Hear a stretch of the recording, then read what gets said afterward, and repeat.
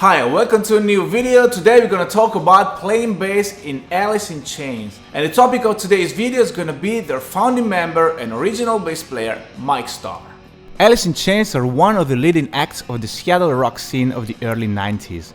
Though they are normally associated with the grunge movement, over the course of their career, the band's sound has also been described as alternative metal, sludge metal, doom metal, drone rock, hard rock, and alternative rock.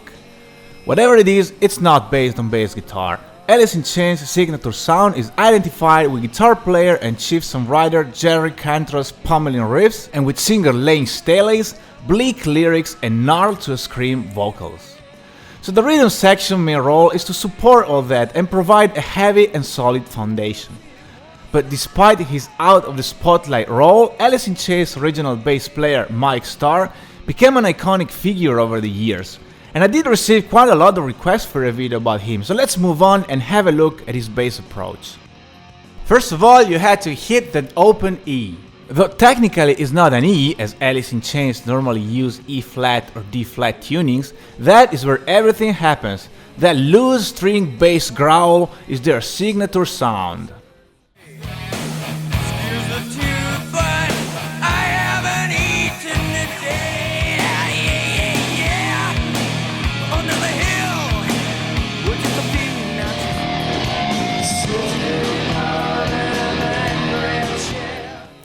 On top of that, the rule it's the simpler the better. Mike Starr's bass lines rarely use more than 2 or 3 notes, and sometimes only one.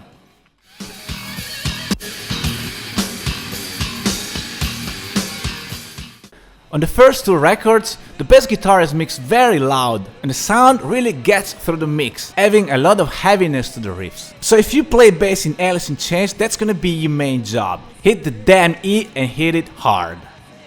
Number 2, double your tracks with an acoustic bass.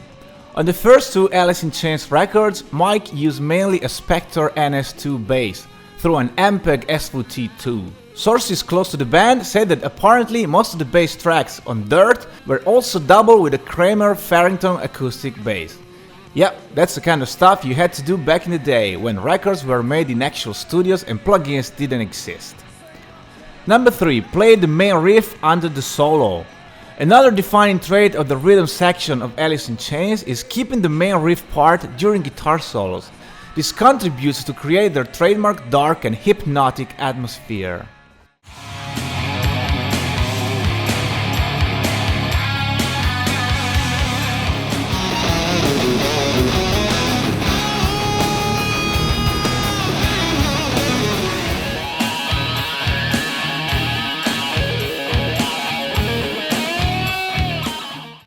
Number 4, Chromatic Harmony. Like most bands of the era, Alice in Chains make a large use of chromatic harmony. I don't know why, but it seems to be a recurring theme in pretty much every band of the 90s. So obviously, the bass guitar does also a lot of chromatic runs.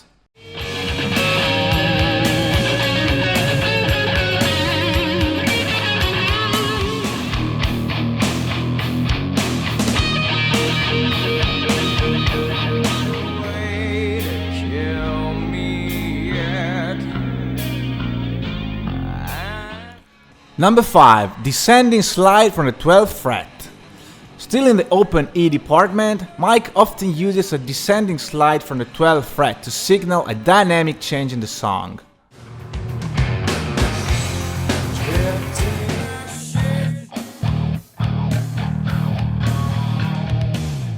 Number 6, bending. Mike Starr will also throw in a little bending occasionally, another simple touch that gave an even more haunting sound to his bass lines.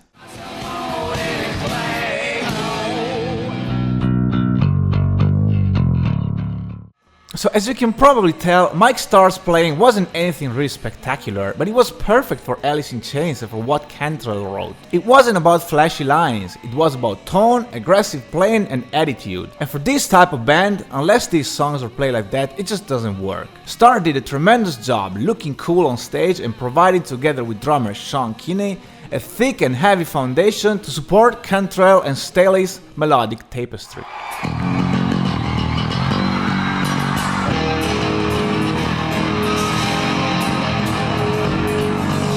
Even though he kept it really simple, his tone was perfect and his communication was effective, and that's why everybody likes him so much. That and because he looks like Leo Johnson from Twin Peaks. Starr parted ways with Alice in Chains just as the band was achieving its greatest commercial success, while touring behind the album Dirt in 1993. According to Staley, Starr's departure was due to the latter having grown tired of endless touring, but Starr himself contradicted this version, claiming that he was kicked out of the band due to his escalating drug use. Mike will struggle with drug addiction for the rest of his life and eventually died of a prescription drug overdose in 2011 at the age of 44. After firing Starr, Alice in Chains carried on and replaced the original bass player with former Ozzy Osbourne bassist Mike Inez. But that's a topic for the next video. Thank you very much for watching, please don't forget to leave a comment, subscribe to the channel and follow me on Instagram.